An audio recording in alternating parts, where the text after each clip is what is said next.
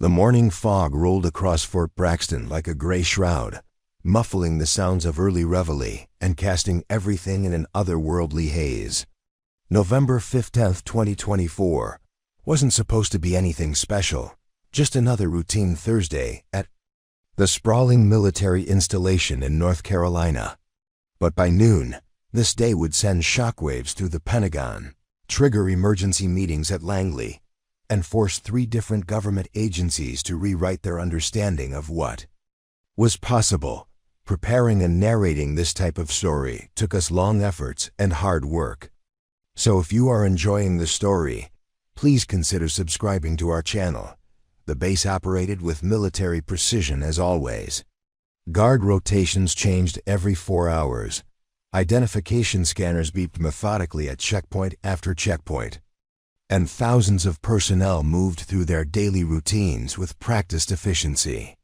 The main gate processed an endless stream of authorized personnel, contractors and visitors, each one vetted, verified, and logged into the system. Security was tight, but routine. Nobody expected anything unusual on a quiet Thursday morning in November. Major Sarah Chun had been manning the security checkpoint since 0600 hours. Her second week on rotation after transferring from Fort Lewis. She'd reviewed the daily briefings, checked the watch lists, and settled into the familiar rhythm of scanning IDs and waving vehicles through. The morning had been unremarkable. A steady flow of personnel arriving for their shifts, delivery trucks bringing supplies, and a few family members heading to base housing. Chun prided herself on attention to detail, on knowing every face that passed through her checkpoint, on maintaining the kind of vigilance that kept military installations secure. At 0847 hours, everything changed. A woman approached the checkpoint, on foot, emerging from the fog like something from another world. She wore a faded Army combat uniform that had seen better days, the digital camouflage pattern bleached by sun and worn thin at the elbows and knees. Her boots were scuffed but polished, laced with military precision. On her head sat a patrol cap, positioned exactly as regulations required, though the fabric had faded from olive drab to something closer to gray. She carried no bag, no weapon, no identification visible on her uniform. She simply walked up to the checkpoint with the measured pace of someone who belonged there, someone who had walked through these gates 1,000 times before. Chun looked up from her paperwork as the woman approached, immediately noting something off about the situation. The uniform was regulated but old, the kind that hadn't been issued in years. The woman's face was weathered, marked by lines that spoke of harsh climates and harder experiences. Her hair, what little was visible beneath the cap, showed streaks of premature gray. But it was her eyes that caught Chun's attention, eyes that held depths of experience that seemed impossible in someone who couldn't have been more than 35 years old. "Good morning," the woman said, her voice steady and clear, carrying the unmistakable cadence of someone accustomed to military protocol. "Sergeant First Class Elena Vasquez reporting for duty." Chun blinked, her hand automatically moving toward her computer terminal. Something about this didn't feel right, though she couldn't immediately identify what. The woman stood at parade rest, her posture perfect, her bearing unmistakably military. But there was something else, something that made the hair on the back of Chun's neck stand up. "I'll need to see your ID, Sergeant," Chun said, falling back on procedure when instinct failed her.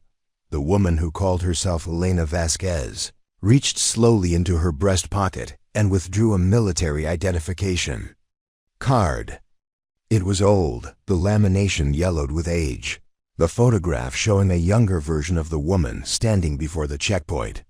Chun took the card and immediately noticed the issue date was 2011. She'd seen old IDs before, personnel who hadn't updated their cards in a while, but this one felt different. The magnetic strip was worn smooth, the holographic security features faded almost to invisibility. Chun swiped the card through her scanner and waited for the computer to process the information. The screen flickered for a moment, displaying the loading symbol that indicated the system was searching its vast databases for a match. Seconds ticked by, longer than usual, and Chun found herself studying the woman more carefully. There was something about her stance, her bearing, that spoke of combat experience. This wasn't someone who'd spent their career behind a desk or in training facilities. This was someone who'd seen action, real action, and carried the weight of it in every movement. The computer screen changed, displaying information that made Chun's blood run cold. The name was Elena Maria Vasquez, Sergeant First Class, 75th Ranger Regiment. Born October 3, 1989. Deployed to Afghanistan in 2012. And then, in stark red letters across the bottom of the screen, a designation that made no sense given the woman standing before her. Deceased Kia. November 23, 2013. Operation Silent Thunder. Chun stared at the screen, certain she was seeing some kind of system error. She looked up at the woman, who remained standing at parade rest, her expression patient but watchful. The ID photo matched the face, aged by a decade and marked by experiences Chun couldn't begin to imagine, but definitely the same person. Yet according to every official record, this woman had been killed in action in Afghanistan over 10 years ago. "Ma'am," Chun said carefully, her training warring with the impossibility of the situation, "there seems to be some kind of problem with your identification." Elena Vasquez didn't seem surprised. She didn't seem concerned. She simply nodded once, the way someone acknowledges information they've been expecting to hear. "I understand," she said quietly. "It's been a long time." Chun felt something cold settle in her stomach. The woman's calm acceptance of the situation, her complete lack of surprise at being flagged by the system, suggested this wasn't a case of mistaken identity or clerical error. This was something else entirely, something that fell far outside the scope of routine checkpoint procedures. "Ma'am, I'm going to need you to step aside while I contact my supervisor," Chun said, her hand moving to her radio. Standard protocol when dealing with anomalous situations was to escalate immediately. Let higher-ranking personnel make the difficult decisions. "Of course," Elena replied, stepping to the side of the checkpoint with the same measured movements she'd used to approach. She didn't seem agitated or concerned about the delay. She simply stood and waited, her eyes scanning the base beyond the checkpoint with the kind of professional assessment that comes from years of military training. Chun keyed her radio with hands that weren't quite steady. "Control, this is checkpoint Alpha. I need immediate supervisor response for a situation involving potentially compromised identification." The response came back within seconds. "Copy, Checkpoint Alpha. What's the nature of the compromise?" Chun hesitated, knowing how her next words would sound. "Control, I have an individual presenting identification for someone listed as Kia in Afghanistan. November 2013. The individual claims to be the person on the ID." Static filled the radio for a long moment before Control responded. "Say again." "Checkpoint Alpha. Did you say deceased personnel?" "That's affirmative, Control.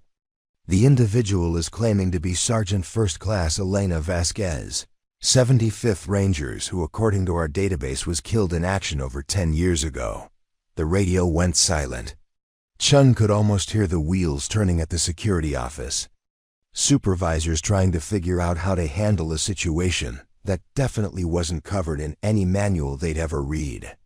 In her peripheral vision, she could see Elena still standing patiently to the side, seemingly unconcerned by the growing commotion her arrival was causing. Within minutes, Chun could see vehicles approaching from inside the base, a Humvee carrying the officer of the day, followed by a sedan that probably contained someone from base intelligence. Behind them came a third vehicle, one that Chun didn't recognize, but that carried the kind of anonymous authority that suggested federal involvement. As the vehicles pulled up to the checkpoint, Chun realized that what had started as a routine morning was about to become something much more complicated. The woman claiming to be Elena Vasquez remained standing at attention, her bearing perfect, her expression calm.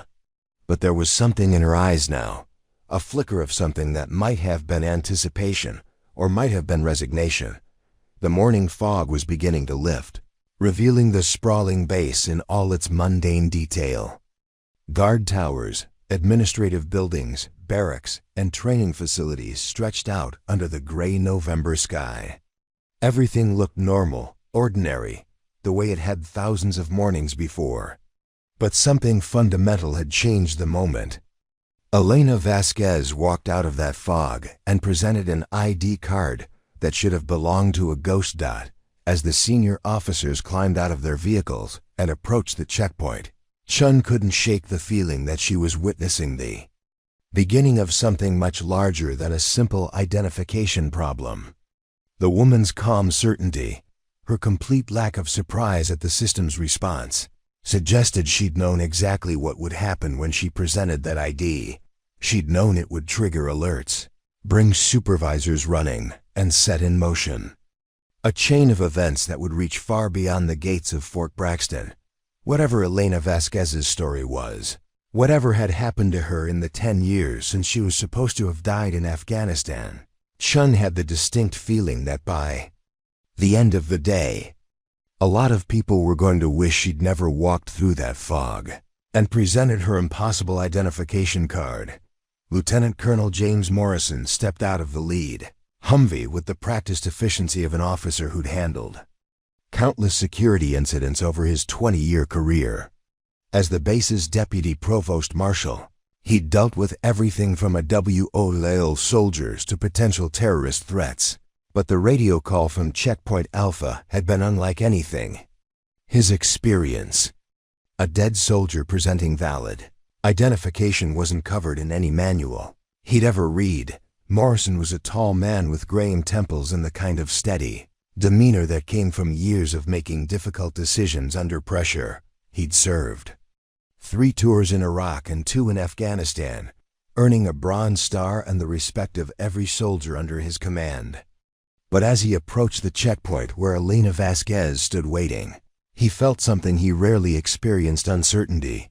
The woman stood at perfect attention, her faded ACUs telling a story of extended field service that Morrison recognized immediately. The way the fabric had worn at stress points, the particular fade pattern of the camouflage, the careful maintenance despite obvious age, all spoke of someone who'd spent serious time in combat zones. Her bearing was unmistakably Ranger, the kind of rigid discipline that the 75th Regiment drilled into every soldier until it became second nature.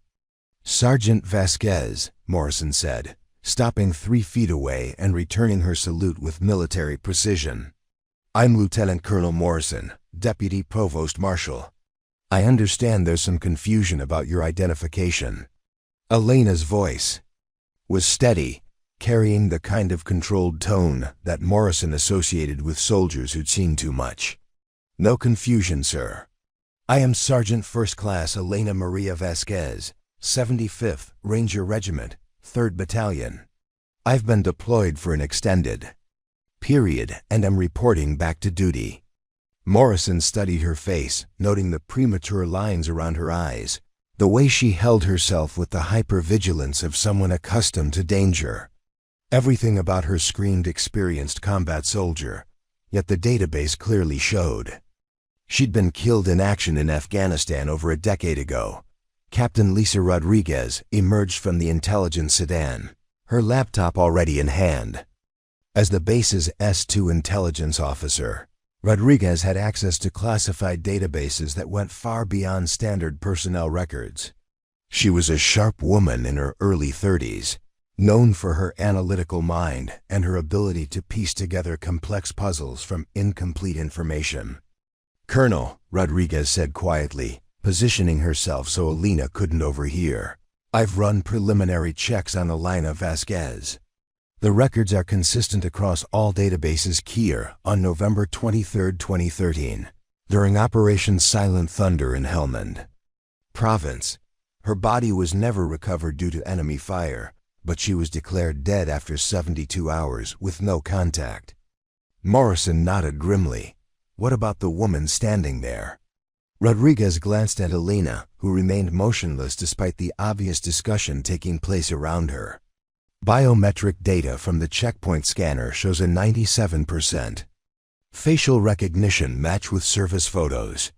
Height, weight, and visible physical characteristics are consistent with Sergeant Vasquez's records, accounting for a decade of aging.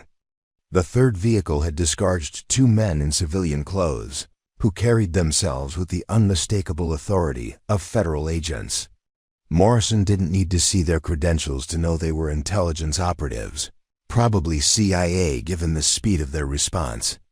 The taller of the two, a lean man with steel-gray hair and sharp eyes, approached with the kind of measured pace that suggested he was evaluating every aspect of the situation.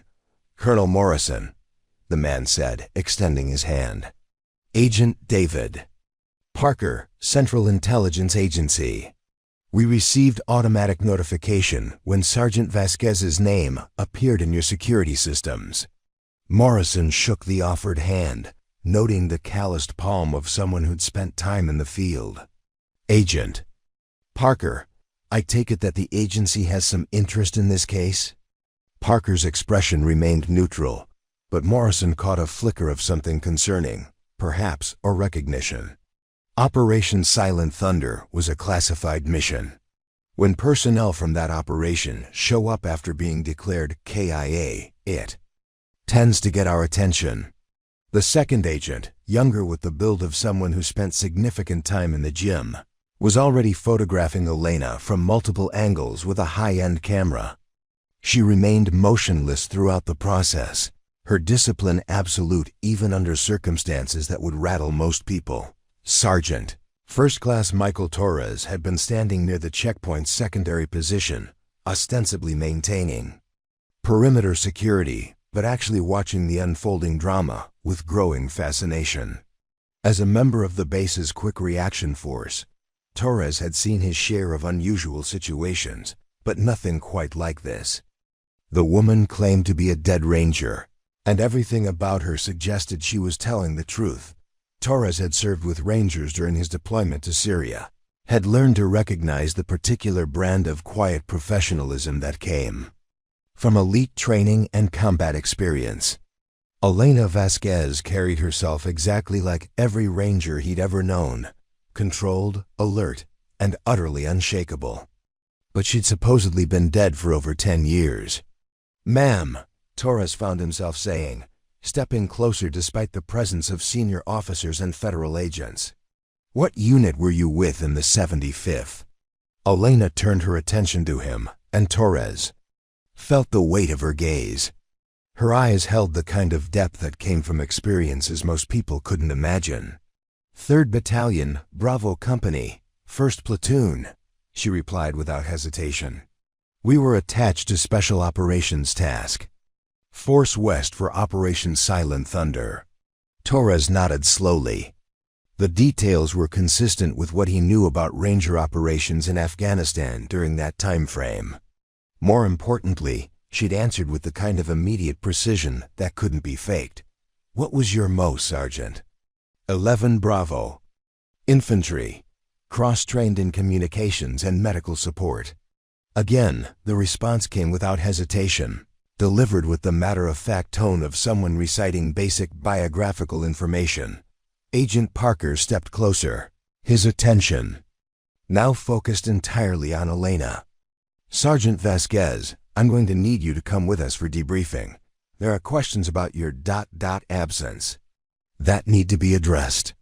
For the first time since arriving at the checkpoint, Elena showed a flicker of emotion.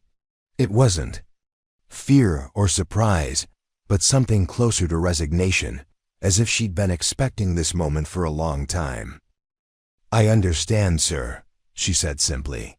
"But I should mention that my situation is somewhat complex. There are aspects of my experiences that fall under classifications higher than standard operational security." The statement sent a chill through the assembled group.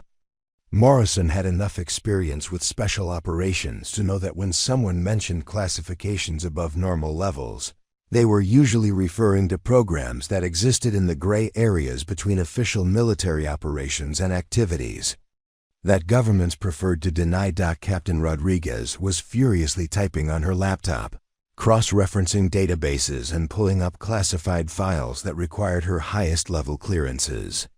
"Colonel," she said quietly, "I'm seeing references to Operation Silent Thunder that are heavily redacted.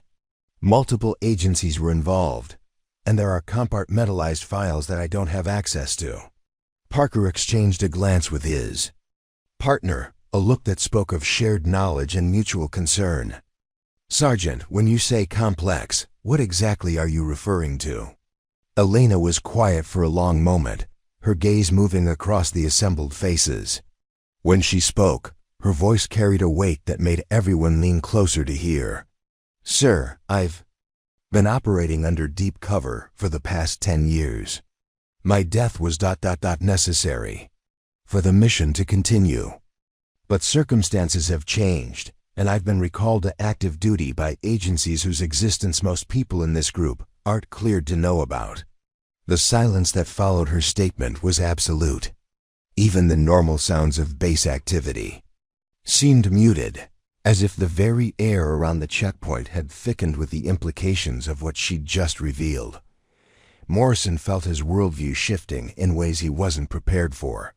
He'd thought he understood how the military worked, how special operations functioned, how the various agencies coordinated their activities. But Elena Vasquez was describing something that existed beyond his experience. Operations so classified that they required soldiers to be declared dead to maintain their cover. Torres found himself staring at the woman with new understanding. The weathered uniform, the premature aging, the hypervigilance that seemed to radiate from her. It all made sense if she'd been operating alone in hostile territory for a decade, carrying out missions that officially didn't exist. Agent Parker's face had gone pale beneath his professional composure. "Sergeant, I'm going to need you to provide authentication codes for any black programs you claim to be associated with. This is not a conversation we can have in an unsecured environment." Elena nodded once, reaching into her pants pocket to withdraw a small sealed envelope. The paper was yellowed with age, but the seal remained intact. "These are my recall orders." "Sir, authentication codes are inside, along with contact information for my controlling officer." As Parker took the envelope with hands that weren't quite steady, Morrison realized that what had started as a routine security issue had just become something that would reach the highest levels of the intelligence community. Elena Vasquez wasn't just a soldier returning from the dead. She was a ghost from operations so secret that even seasoned CIA agents seemed rattled by their implications. The morning fog had completely lifted now, revealing Fort Braxton in sharp detail under the gray November sky. But for the group gathered around Checkpoint Alpha, clarity seemed further away than ever. Agent Parker broke the seal on the envelope with the careful precision of someone who understood that what he was about to read could change everything. His partner, Agent Mills, positioned himself to block the view from the growing number of curious personnel who had begun to gather at a respectful distance. The authentication codes inside would either validate Elena Vasquez's impossible story or reveal her as an elaborate fraud. The paper inside was government issue, bearing watermarks and security features that Parker recognized as authentic. But it was the letterhead that made his hands tremble slightly at the Department of Defense Special Access Programs, a division so classified that most CIA operatives would never see its correspondence in their entire careers. The authentication codes were a series of alphanumeric sequences that meant nothing to the casual observer, but would unlock databases that existed in the deepest levels of the intelligence community. "Colonel Morrison," Parker said, his voice carefully controlled, "I need to make some secure calls. This situation has just escalated beyond base-level authority." Morrison nodded, though his jaw was tight with frustration. 20 years of military service had taught him to recognize when he was being excluded from information that directly affected his command. Agent Parker, this is still my base. I need to know what we're dealing with. Elena spoke before Parker could respond, her voice cutting through the tension with quiet authority. Colonel, with respect, some knowledge carries a burden that can't be shared without proper clearances.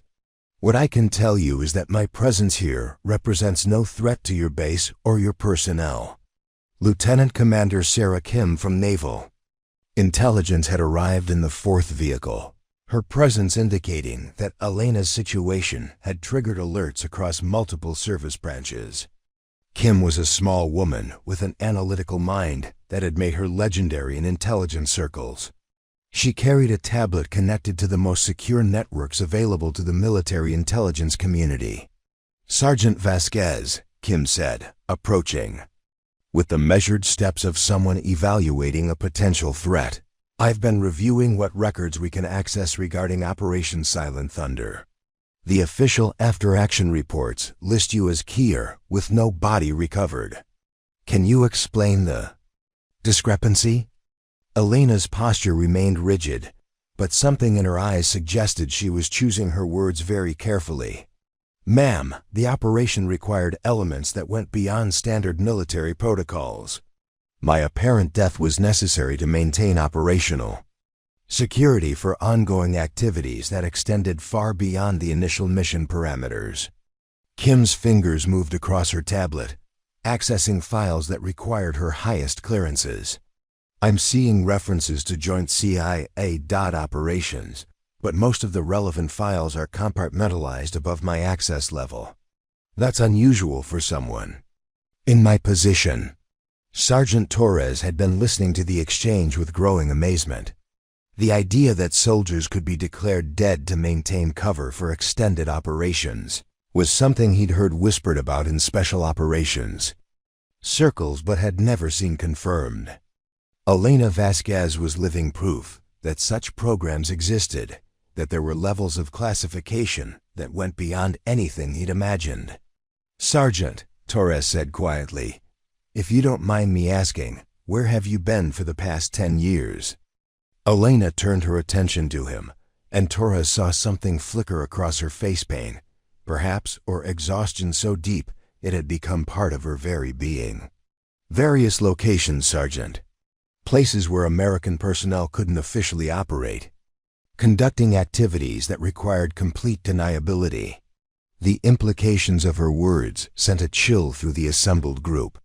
Torres understood she was describing deep cover operations in hostile territories, missions that would be disavowed by the government if discovered. The kind of assignments that would break most people within months, let alone years. Agent Mills had been photographing and scanning every document, every piece of equipment Elena carried. Her uniform bore no current unit patches, no deployment indicators, nothing that would identify where she'd been or what she'd been doing. But Mills was noticing details that others had missed: small modifications to her gear, equipment that wasn't standard issue, subtle signs that suggested she'd been operating with resources and support that came from outside normal military channels. Ma'am, Mills said, your equipment shows modifications that aren't consistent with standard military issues. Can you explain the discrepancies? Elena glanced down at her gear with the automatic assessment of someone accustomed to inventory checks. When operating in denied areas, Sergeant, you adapt your equipment to local conditions and available resources. Standard issue gear would have compromised operational security. Captain Rodriguez had been working frantically on her laptop, trying to access files that kept leading to dead ends and security walls. Every database query regarding Operation Silent Thunder resulted in heavily redacted documents or complete access denials. The level of classification surrounding Elena's mission was unprecedented in her experience. Colonel, Rodriguez said quietly, I'm hitting security barriers I've never encountered before. Whatever Operation Silent Thunder involves, it's protected by classifications that go beyond anything in my clearance level. Agent Parker finished his secure phone call and returned to the group, his expression grim. "I've contacted my superiors at Langley. They're sending a special team to handle this situation. Until they arrive, Sergeant Vasquez will be treated as a friendly but will remain in protective custody." The term protective custody was carefully chosen. Everyone present understood it meant Elena would be guarded and monitored, but not necessarily confined. The distinction was important. She wasn't being arrested, but she also wouldn't be free to leave. Elena nodded acceptance of the arrangement, with the same calm she'd shown throughout the morning. "I understand, sir. I should mention that my recall orders include specific protocols for this type of situation. There are procedures that need to be followed to ensure operational security is maintained." Morrison stepped forward, his frustration finally boiling over. "Sergeant Vasquez, you've been declared dead for over 10 years.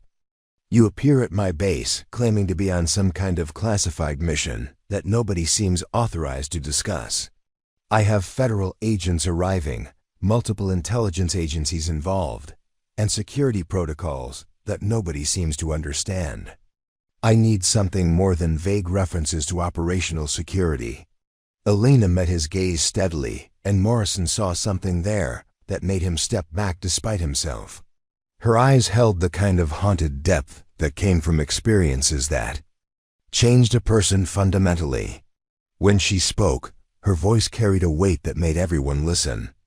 "Colonel, I've spent the last 10 years in places where American soldiers aren't supposed to exist, doing things that officially never happened, protecting assets and gathering intelligence that has prevented attacks on American soil. The fact that I'm standing here now means that phase of my mission is complete, but there are protocols that must be followed to ensure that other operatives in similar situations aren't compromised." The silence that followed her statement was heavy with implications.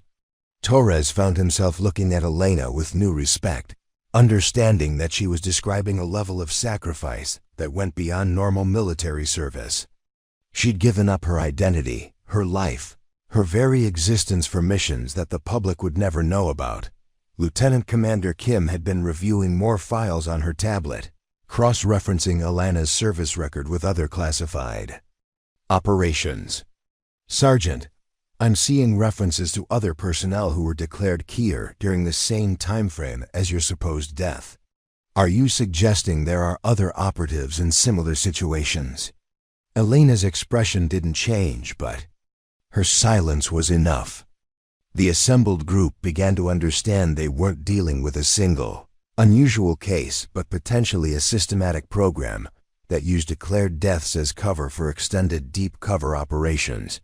Agent Mills stepped closer to Elena, his training as an interrogator evident in his careful approach.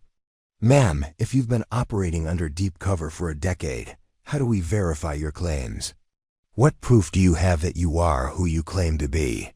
Elena reached into her jacket pocket and withdrew a small metal object that Torres immediately recognized as a Ranger tab, the distinctive insignia worn by graduates of Ranger School. But this one was different, marked with engravings that weren't standard issue.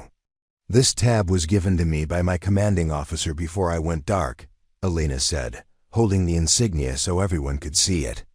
"The engravings are authentication, marks that can be verified through channels that Agent Parker should now have access to."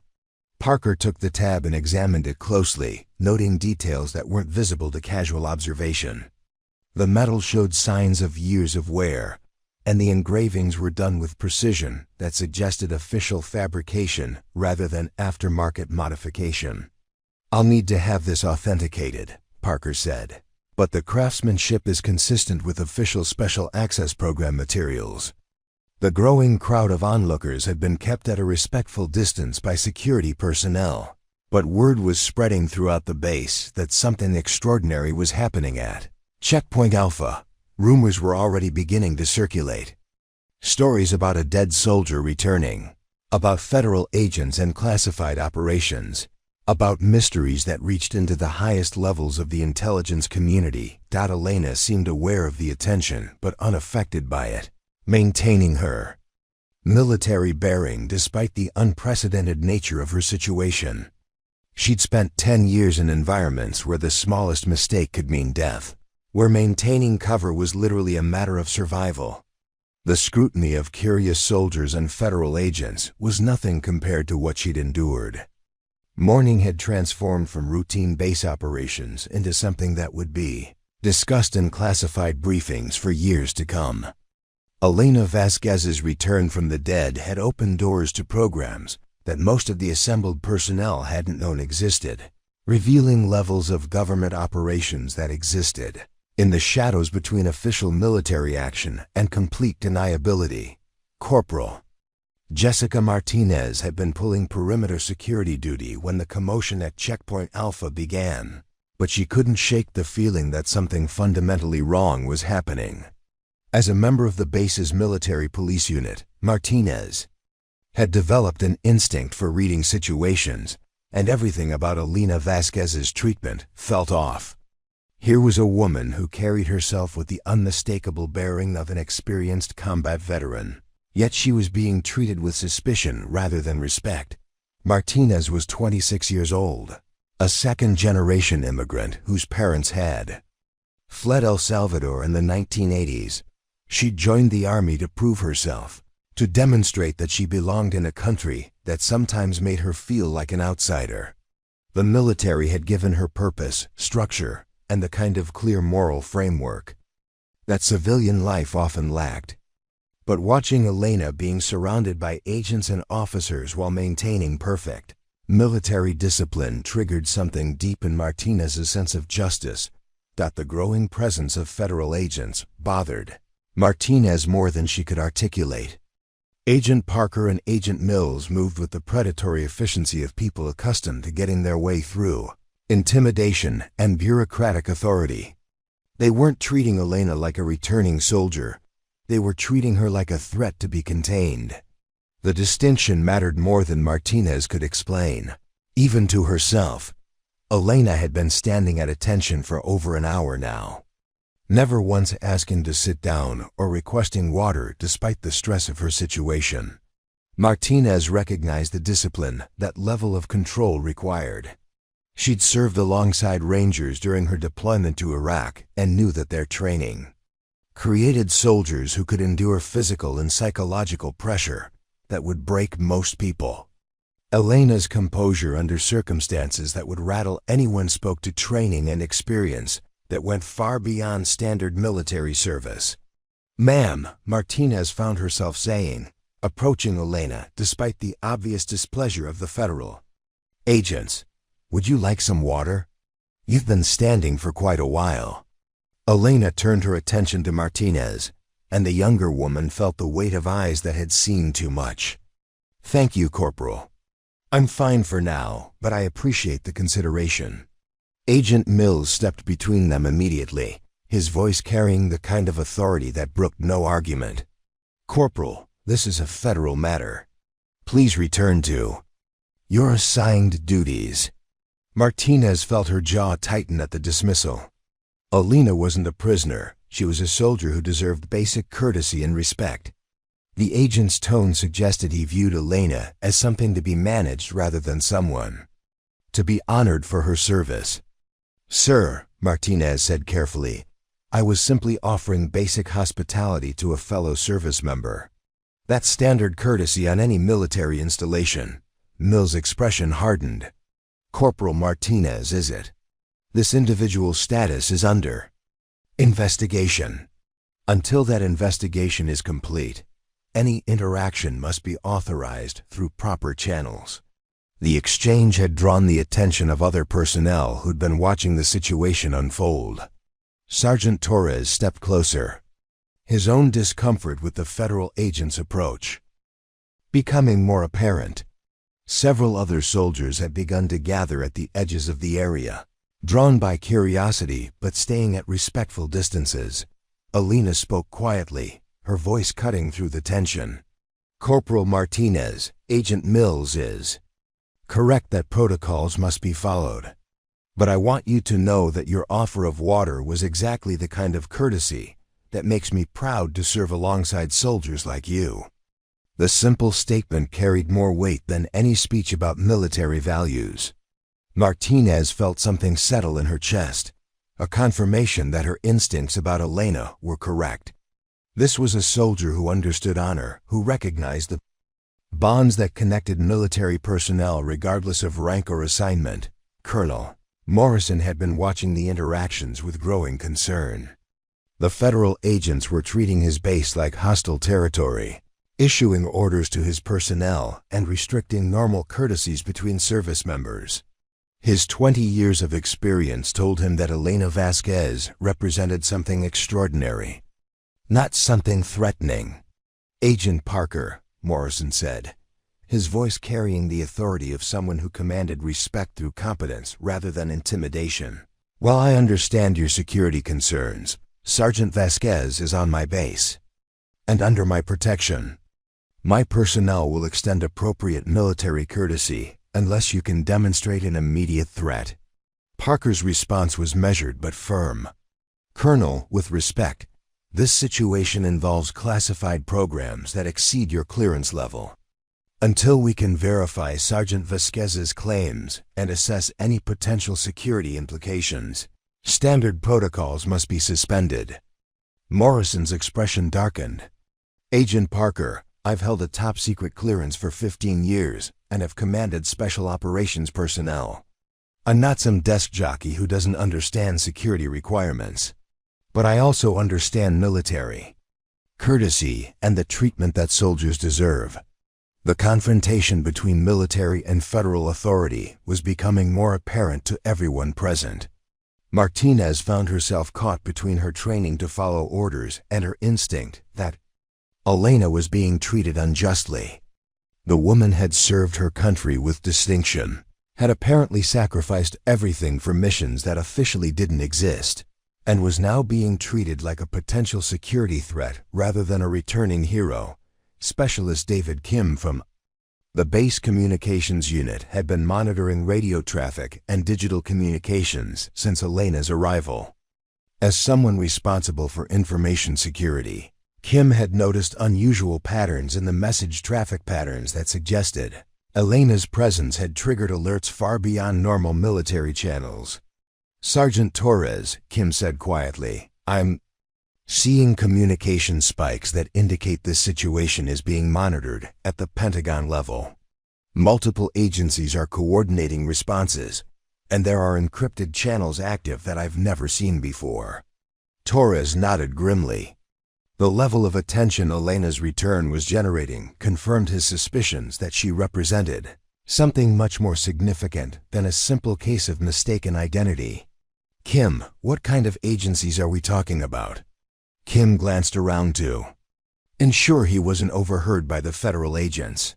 CIA, NSA, Defense Intelligence Agency, and at least 3 others using classification codes I don't recognize.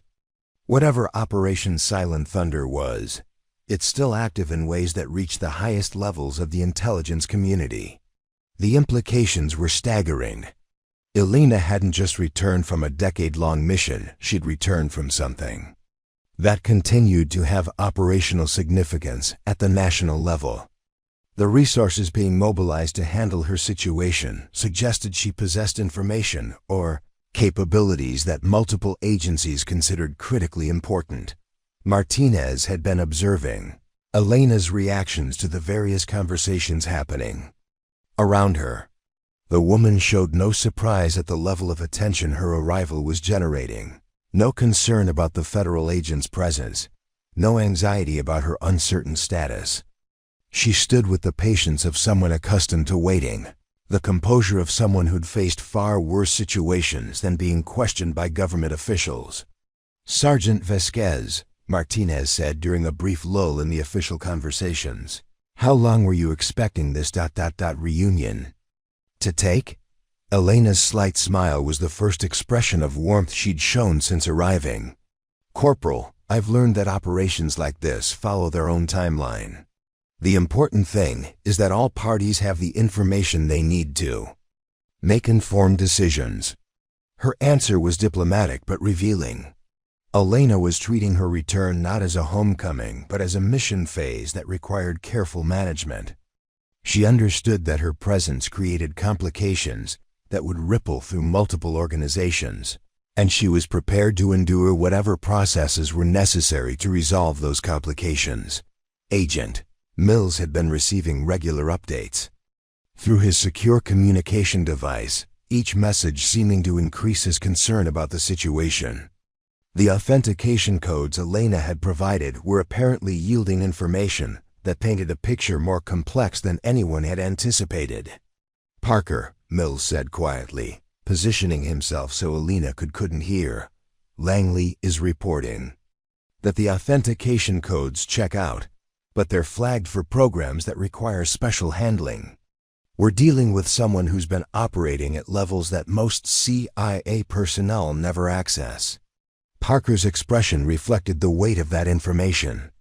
Elena Vasquez wasn't just a soldier who'd been operating under deep cover. She was someone who'd been involved in programs so classified that even experienced intelligence officers were excluded from knowledge of their existence. The arrival of additional vehicles indicated that Elena's situation was continuing to escalate. A convoy of black SUVs had appeared at the base's main gate, carrying personnel whose authority would supersede everyone currently at the scene. Martinez felt a growing sense of urgency, as if Elena's brief moment of relative freedom was about to end. "Ma'am," Martinez said to Elena, knowing she might not get another chance to speak freely, "I want you to know that regardless of what's happened or what's going to happen, there are soldiers here who recognize your service and respect what you've sacrificed." Elena's response was quiet, but carried across the immediate area. "Corporal Martinez, that recognition means more to me than you know. The knowledge that soldiers like you continue to serve with honor and integrity has sustained me through situations that tested everything I believed about duty and sacrifice." The moment of connection between the two women represented something important. A recognition that beneath all the classification levels and bureaucratic complications, Elena Vasquez was fundamentally a soldier returning home after extended service in harm's way. Whatever she'd done, wherever she'd been, she deserved the respect and support that all veterans earned through their willingness to serve. As the convoy from the main gate approached Checkpoint Alpha, Martinez understood that Elena's situation was about to enter a new phase, one that would likely remove her from the informal military courtesy she'd been receiving and place her firmly under federal control. The next few minutes would determine whether Elena's return would be treated as the homecoming of a decorated veteran or the containment of a potential security threat. The black SUVs pulled up with synchronized precision, their tinted windows reflecting the gray November sky like dark mirrors. The convoy consisted of 5 vehicles, each one screaming federal authority in ways that made every soldier at Checkpoint Alpha instinctively straighten their posture. These weren't local agents or regional supervisors. These were personnel from the kind of agencies that operated in the shadows between official government policy and actions that would be denied if discovered. Director Sarah Blackwood emerged from the lead vehicle with the measured confidence of someone accustomed to handling situations that didn't officially exist. At 52, she carried herself with the bearing of a career intelligence officer who'd risen through ranks most people didn't know existed. Her gray suit was expensive, but understated, her movements economical in the way of someone who'd learned to conserve energy for when it mattered most. As Deputy Director of the CIA's Special Activities Division, Blackwood had overseen operations that would never appear in any public record. Elena's reaction to Blackwood's arrival was subtle but immediate. Her already perfect posture somehow became even more rigid, and for the first time since appearing at the checkpoint, something resembling recognition flickered across her features. It wasn't surprise or fear, but rather the acknowledgement of someone seeing a figure from a past they'd hoped to leave behind. "Director Blackwood," Agent Parker said, his relief at being able to transfer responsibility evident in his voice. "We've maintained security around Sergeant Vasquez pending your arrival. The authentication codes check out, but the situation is complex." Blackwood nodded without taking her eyes off Elena. "Agent Parker, thank you for your preliminary work. We'll handle the situation from here." Her voice carried the kind of quiet authority that ended discussions before they began. Corporal Martinez felt something cold settle in her stomach as she watched the federal takeover of what had been a military situation. The new arrivals moved with predatory efficiency, establishing a perimeter that excluded all base personnel except those specifically authorized to remain. Within minutes, the informal atmosphere that had allowed for basic military courtesy had been replaced by something that felt more like a containment operation. "Sergeant Vasquez," Blackwood said, approaching Elena with careful steps. "It's been a long time." Elena's response was measured, formal. "Ma'am, 10 years, 4 months, and 17 days. The precision of Elena's answer sent a chill through everyone within earshot. She wasn't approximating. She was providing an exact count, as if she'd been marking time until this moment would arrive. The implication that Elena had been expecting this reunion, had been counting down to it, added a new dimension to her mysterious return.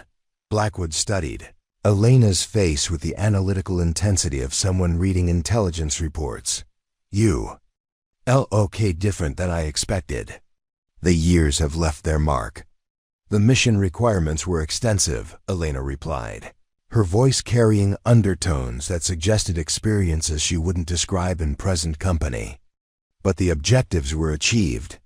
Colonel Morrison stepped forward, his frustration at being excluded from discussions about activities on his own base finally boiling over. "Director Blackwood, I'm still the commanding officer of this installation. If there are ongoing operations that affect base security, I need to be informed." Blackwood turned her attention to Morrison with the patient expression of someone accustomed to dealing with military officers who lacked the clearances to understand the bigger picture. "Colonel, I appreciate your concern for your command. However, Sergeant Vasquez's situation involves compartmentalized programs that operate under special access requirements. What I can tell you is that her presence poses no threat to your base or your personnel."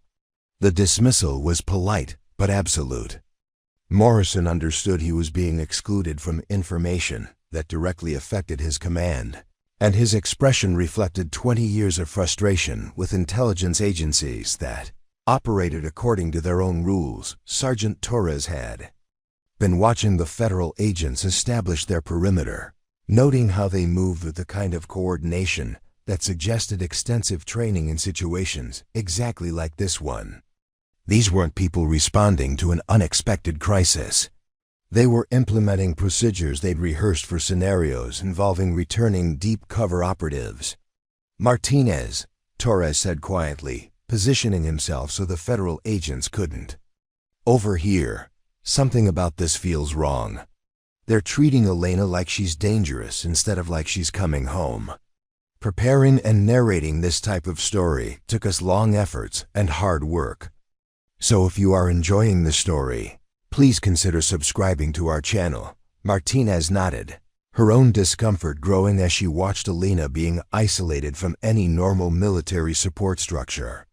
She's been standing out there for hours, without so much as a chair or a bottle of water. These people are treating her like a security threat, not like a soldier who's been serving her country.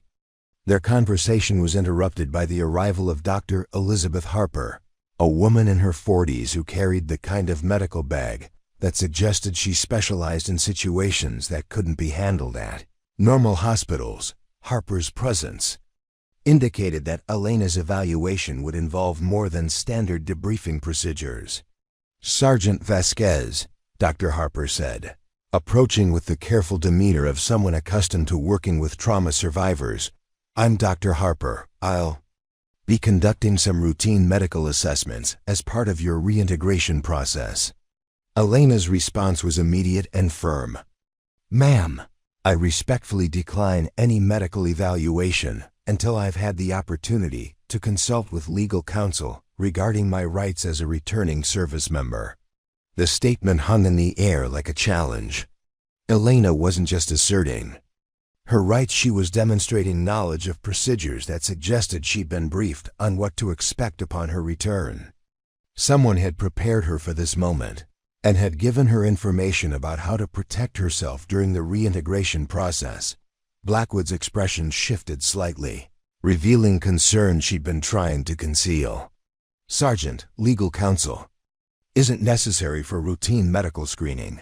Dr. Harper is simply ensuring that you haven't been exposed to any health risks during your extended deployment." Elena's slight smile carried no warmth. "Director, my experiences over the past 10 years have taught me to be very careful about what constitutes routine in situations involving special access programs. I'll submit to medical evaluation once I've had appropriate legal representation." The standoff between Elena and the federal authorities was becoming more apparent to everyone present. This wasn't a grateful soldier accepting help from her government. This was someone who understood that her knowledge and experiences made her simultaneously valuable and potentially dangerous to the agencies that had sent her into the field. Specialist Kim from Communications had been monitoring the encrypted traffic that Elena's presence continued to generate. The message volume was unprecedented, involving agencies and departments he'd never seen coordinating before. "Sergeant Torres," Kim said quietly, "the communication patterns suggest they're dealing with someone who has access to information that multiple agencies consider critically important. This isn't just about debriefing a returning operative." Torres understood the implication. Elena wasn't just valuable for what she'd accomplished during her mission. She was potentially dangerous for what she'd learned, what she'd witnessed, what she might reveal about operations that were supposed to remain secret forever. Agent Mills had been reviewing files on his secure tablet, cross-referencing Elena's service record with other classified operations from the same time frame. "Director," he said quietly to Blackwood, "I'm seeing connections to other personnel who went dark around the same time as Operation Silent Thunder. Are we dealing with a coordinated return?" Blackwood's expression tightened. "That information is compartmentalized above your clearance level, Agent Mills. Focus on the immediate situation." But Elena had overheard the exchange, and her reaction suggested that Mills' question had touched on something significant. For the first time since arriving at the checkpoint, Elena showed signs of concern not for herself, but for something larger than her individual situation. "Director Blackwood," Elena said, her voice carrying new urgency, "if other operatives are being recalled, there are protocols that need to be followed to ensure their safety. The extraction procedures we established aren't designed for simultaneous activations." The statement revealed layers of complexity that no one had anticipated. Elena wasn't just a soldier returning from an extended mission. She was part of a network of operatives whose coordinated return could have implications that reached far beyond individual debriefings.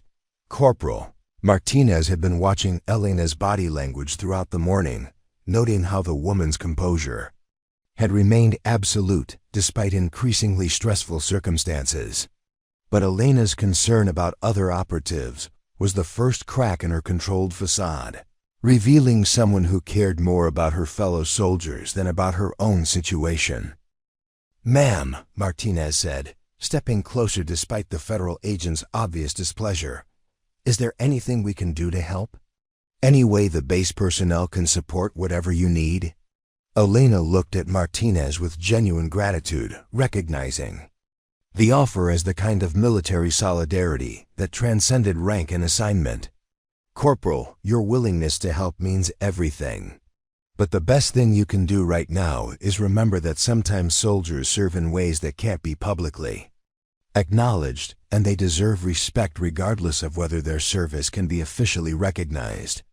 The message was clear. Elena was asking Martinez and the other base personnel to remember her not as the subject of a federal investigation, but as a soldier who'd served with honor in circumstances that couldn't be fully explained or publicly acknowledged. Director Blackwood stepped forward, her patience with the informal interactions finally exhausted. "Sergeant Vasquez, we need to continue this conversation in a more secure environment. There are questions that need to be answered and procedures that must be followed." Elena nodded acceptance, but her final words carried across the checkpoint. With quiet dignity, "I understand, Director. But I want everyone here to know that serving alongside soldiers like Corporal Martinez and Sergeant Torres has been an honor. The knowledge that the military continues to produce personnel of such caliber has sustained me through the darkest moments of the past decade." As the federal agents prepared to escort Elena away from Checkpoint Alpha, the assembled base personnel understood they were witnessing the end of something extraordinary. A soldier who'd sacrificed everything for missions that officially didn't exist was being taken into custody by the very agencies she'd served, her fate now dependent on the bureaucratic machinery of the intelligence community. The escalation was complete, but the resolution remained uncertain. The secure conference room in Building 7 felt more like an interrogation chamber than a debriefing facility. Director Blackwood had chosen the location deliberately as a windowless space with reinforced walls, electronic countermeasures, and recording equipment that could capture every word, every gesture, every micro-expression. Elena sat at the metal table with her hands folded, maintaining the same rigid composure she displayed at the checkpoint, but now she was completely isolated from any military support structure. Dr. Harper had set up medical monitoring equipment. Despite Elena's refusal to submit to evaluation, insisting that basic vital signs monitoring was mandatory for all personnel returning from extended operations. The machines hummed quietly, recording heart rate, blood pressure, and stress indicators that would become part of Elena's permanent file. The data showed remarkable stability for someone in her situation, suggesting either exceptional self-control or conditioning that went far beyond normal military training. "Sergeant Vasquez," Blackwood began, her voice carrying the measured tone of someone conducting an official inquiry. "Let's start with the basics. Where have you been for the past 10 years? Elena's response was immediate and precise. "Multiple locations across Central Asia, the Middle East, and Eastern Europe. Specific coordinates and operational details are classified under special access program protocols that require additional authentication before disclosure." Blackwood leaned forward slightly, her analytical mind parsing Elena's careful phrasing. "Sergeant, you're no longer in the field. The classification protocols you're referring to were designed for operational security during active missions. Your recall status changes those requirements." For the first time since entering the room, Elena showed a flicker of something that might have been amusement. "Director, with respect, my recall status doesn't automatically declassify information that could compromise ongoing operations or expose assets who remain in place. The protocols exist to protect more than just my individual mission." The statement carried implications that made everyone in the room uncomfortable. Elena was suggesting that her decade-long operation was part of a larger network, one that continued to function even after her recall.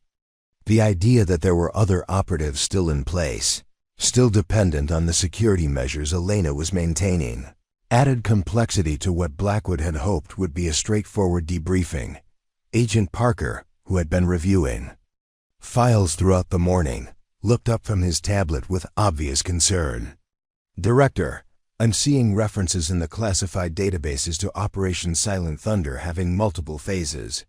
The initial mission parameters from 2013 don't match the scope of activities that Sergeant Vasquez is describing."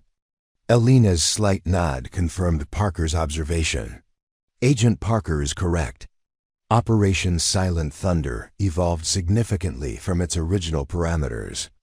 What began as a short-term intelligence-gathering mission became something much more extensive." as circumstances in the field required adaptation to emerging threats. Dr. Harper had been monitoring Elena's physiological responses throughout the questioning, noting patterns that suggested the woman had undergone conditioning that allowed her to maintain control over normally involuntary stress responses. Sergeant, your vital signs indicate training in stress management techniques that go beyond standard military preparation. Can you describe the nature of that training? Elena's pause was brief but noticeable. Doctor, survival in denied areas requires adaptation of both physical and psychological responses to stress. The training was comprehensive.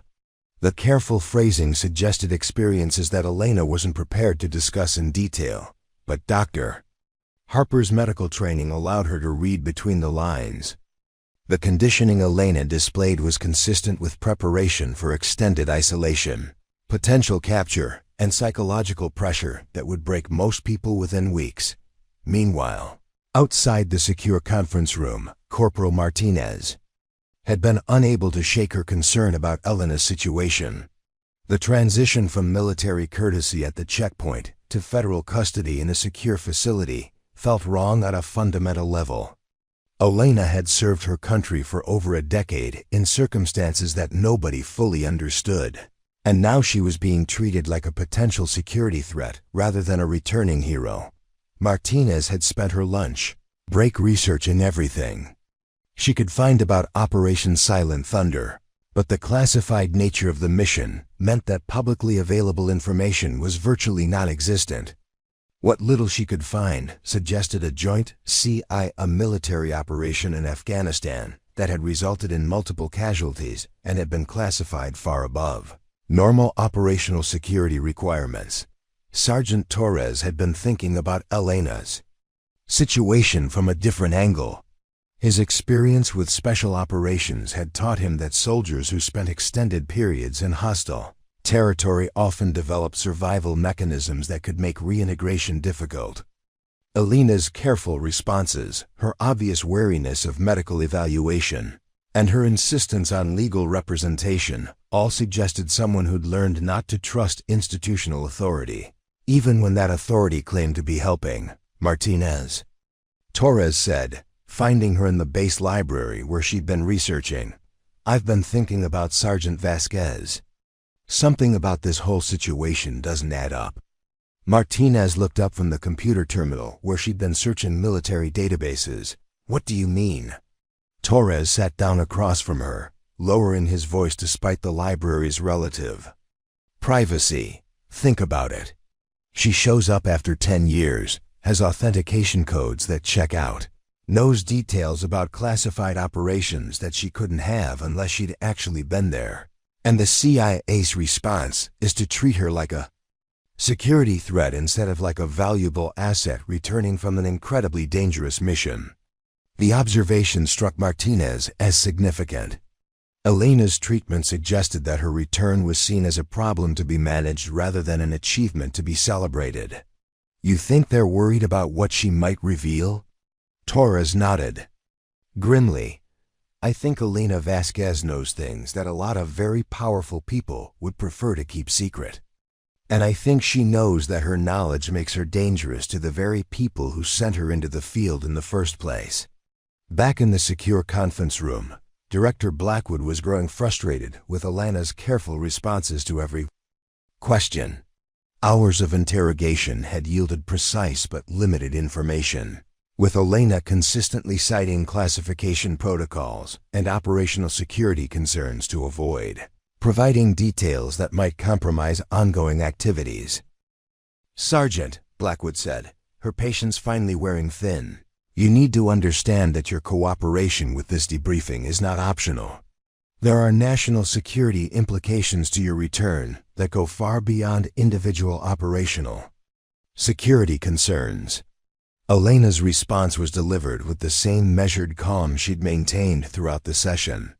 Director, my cooperation with appropriate debriefing procedures has been completed. However, I won't compromise operational security or endanger assets in the field simply because my return has created administrative complications. The statement was a direct challenge to Blackwood's authority, delivered with quiet dignity that made it impossible to dismiss as insubordination. Elena was asserting that her loyalty to operational security and fellow operatives superseded her obligation to satisfy federal curiosity about her activities. Dr. Harper had been reviewing the physiological data from Elena's monitoring equipment, noting patterns that confirmed her suspicions about the woman's conditioning. "Director, I'm recommending that we adjust our approach. Sergeant Vasquez's responses indicate training in resistance to interrogation techniques. Standard debriefing procedures may not be effective." The medical assessment added another layer of complexity to Elena's situation. If she'd been trained to resist interrogation, it suggested her mission had included preparation for capture by hostile forces.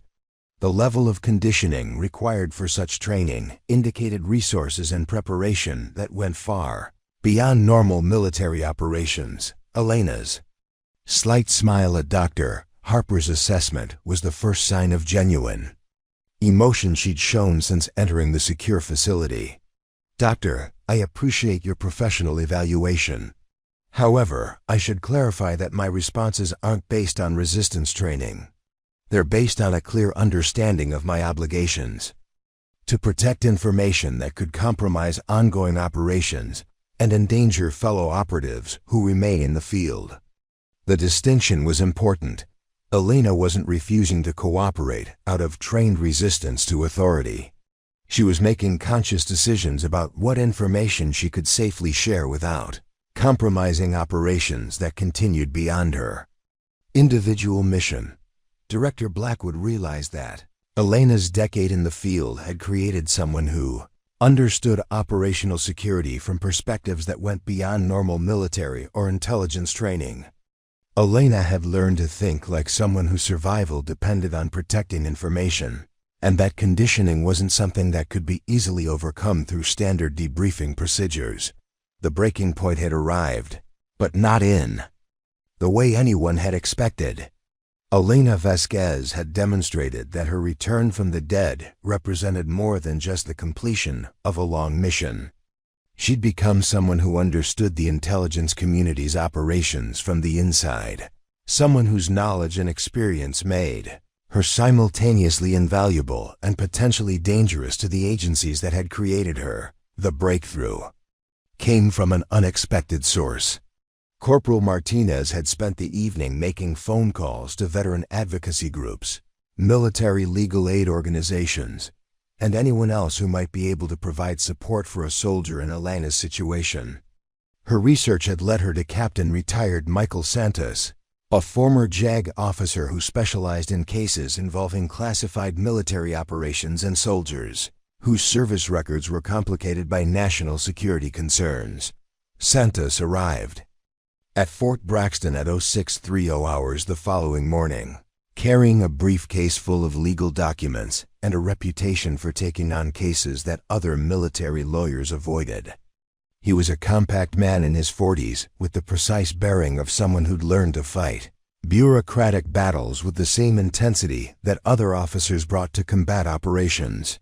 His presence at the base's main gate triggered immediate alerts, as his security clearance and legal credentials gave him access to personnel that the federal agencies couldn't simply brush aside.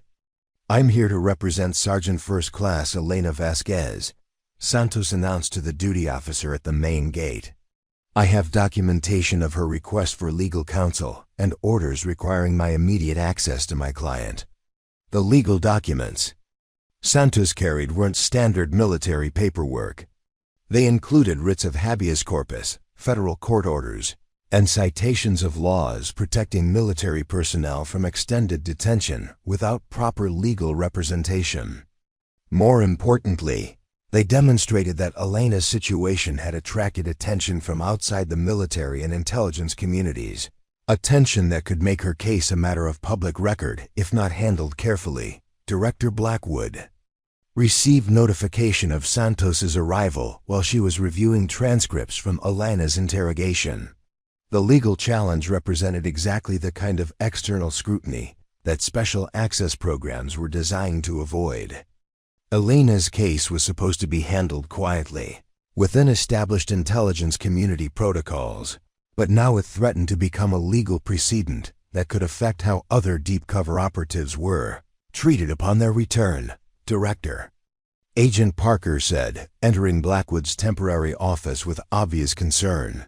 Santos is requesting immediate access to Sergeant Vasquez. His legal standing is solid, and refusing access could create bigger problems than allowing the meeting. Blackwood understood the implications. Denying Elena access to legal counsel could trigger federal court intervention, congressional oversight, and media attention that would expose programs that were supposed to remain classified. But allowing Santos access meant accepting that Elena's debriefing would now be conducted under legal constraints that could limit the information she could be required to provide. Elena's reaction to news of Santos's arrival was subtle but significant. For the first time since entering federal custody, she showed signs of relief, not because she feared the debriefing process, but because legal representation would ensure that her rights as a returning service member would be protected. She'd spent 10 years in situations where she'd had no protection except her own resourcefulness, and the knowledge that someone was advocating for her interests carried emotional weight that she couldn't entirely conceal. Sergeant Vasquez, Santos said when he was finally allowed to meet with his client, "I've reviewed what limited information is available about your situation. Before we proceed with any further debriefing, I need to understand your concerns about the process and what protections you believe you need." Elena's response was measured, but carried undertones of gratitude that she wasn't attempting to hide. "Captain Santos, my primary concern is protecting information that could compromise ongoing operations or endanger personnel who remain in the field. I'm willing to cooperate with appropriate debriefing procedures, but I won't be coerced into revelations that could have operational consequences." Santos nodded, recognizing the position Elena was taking. "Sergeant, you have rights as a returning service member that can't be suspended simply because your mission involved classified activities. We're going to ensure that any information you provide is given voluntarily and with full understanding of your legal protections." The legal intervention changed the dynamic of Elena's situation fundamentally. What had been a one-sided federal interrogation became a negotiated process, with clearly defined parameters and protections. More importantly, Santos's presence meant that Elena's case would be documented in legal records that couldn't be simply classified and forgotten. Meanwhile, Corporal Martinez had been continuing her own investigation into Elena's situation, driven by a growing sense that the federal agencies were more interested in containing Elena than in honoring her service.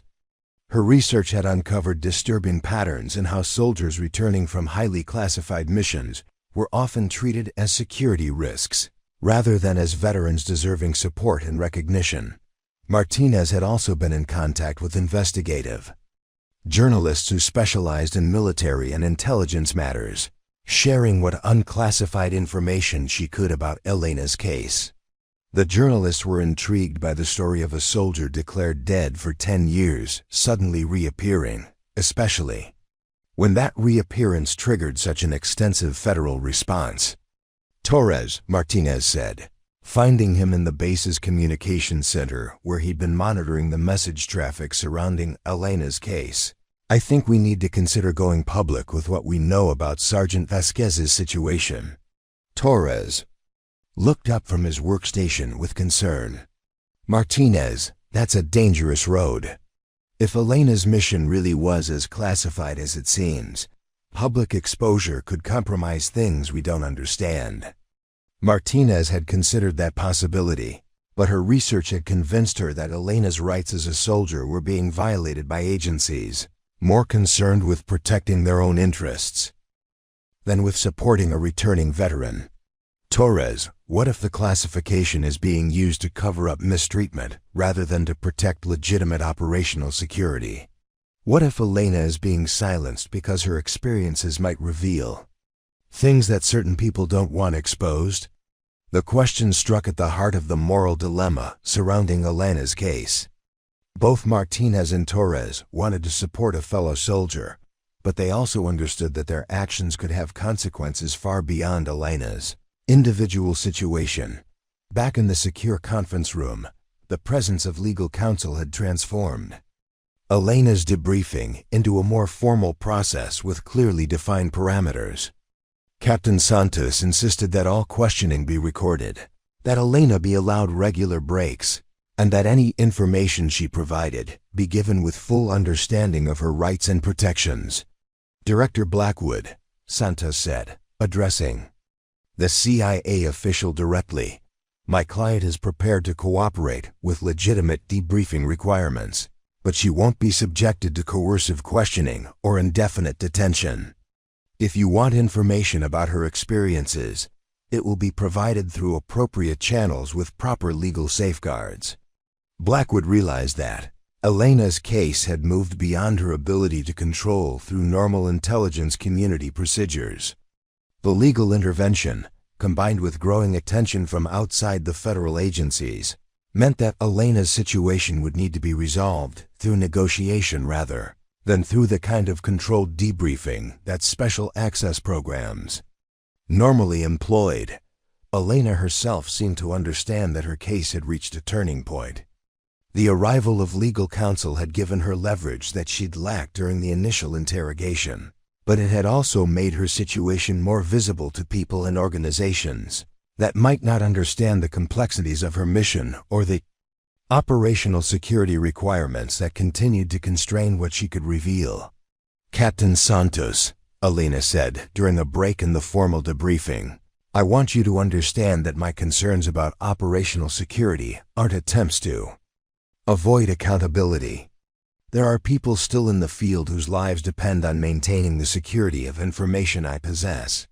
Any resolution to my situation must take their safety into account. Santos recognized Elena's position as that of a soldier who continued to prioritize mission requirements and the welfare of fellow operatives over her own immediate interests. It was the kind of selfless dedication that military legal advocates rarely encountered, and it reinforced his determination to ensure that Elena's service was properly recognized rather than simply contained. The revelation phase of Elena's story was beginning, but not in the way the federal agencies had expected. Instead of extracting information through controlled interrogation, they were now negotiating with a soldier who had legal protection and growing public attention. Elena Vasquez was no longer just a returning operative. She was becoming a symbol of how soldiers who served in the shadows deserved to be treated when they finally came home. The truth began to emerge not through federal interrogation, but through an encrypted video call that Captain Santos had insisted be included as part of Elena's legal representation. The call connected the secure conference room at Fort Braxton to a location that appeared to be somewhere in Eastern Europe, where a weathered man in civilian clothes sat before a camera with the unmistakable bearing of a career military officer. Sergeant Vasquez, the man said, his voice carrying across the secure connection with obvious emotion. It's good to see you alive. I wasn't certain we'd ever have this conversation. Elena's composure, which had remained absolute throughout 2 days of interrogation, finally cracked. Tears she'd been holding back for a decade began to flow as she recognized Colonel Marcus Webb, the officer who'd recruited her for Operation Silent Thunder and who'd been presumed dead in the same engagement that had supposedly killed her. Sir, Elena said, her voice breaking slightly, I maintained mission parameters as ordered. All objectives were achieved, but the cost was significant. Director Blackwood leaned forward, her analytical mind racing to process the implications of Webb's appearance. If Elena's commanding officer was alive and able to participate in her debriefing, it meant that Operation Silent Thunder had layers of complexity that even the CIA hadn't fully understood. Colonel Webb, Blackwood said, her voice carefully controlled. Your status in our records shows KIA in Afghanistan. November 2013. Can you explain how you're participating in this conversation? Webb's slight smile carried no warmth. Director Blackwood, my death was as necessary as Sergeant Vasquez's for the mission to continue. Operation Silent Thunder required complete deniability from all official channels, which meant that anyone involved had to be severed from traceable connections to U.S. military or intelligence operations. The revelation hit the room like a physical blow. Elena and Webb hadn't just been operating under deep cover, they'd been officially erased from existence to maintain the plausible deniability that their mission required. For 10 years they'd been ghosts in the world's most dangerous places, carrying out operations that would be disavowed if discovered. Captain Santos had been taking careful notes throughout the conversation, recognizing that Webb's testimony was providing the context needed to understand Elena's situation. Colonel, can you describe the nature of the operations that required such extreme measures? Webb paused, his eyes moving between Elena and the camera. Captain, Sergeant Vasquez and I spent the last decade preventing terrorist attacks that would have killed thousands of American civilians. We infiltrated networks, eliminated threats, and gathered intelligence in locations where official U.S. personnel couldn't operate. The price was our identities, our families, our very existence in any official sense. Elena nodded, her own voice steady despite the emotional weight of the revelation. Sir, should I provide operational details, or do you prefer to maintain compartmentalization? Webb's response carried the weight of command decisions made in impossible circumstances. Sergeant, given the current situation, I believe full disclosure is necessary. The mission phase is complete, and continued compartmentalization serves no operational purpose. What followed was a detailed accounting of operations that read like something from a thriller novel, except that Elena's precise recollection of dates, locations, and operational details carried the unmistakable ring of truth.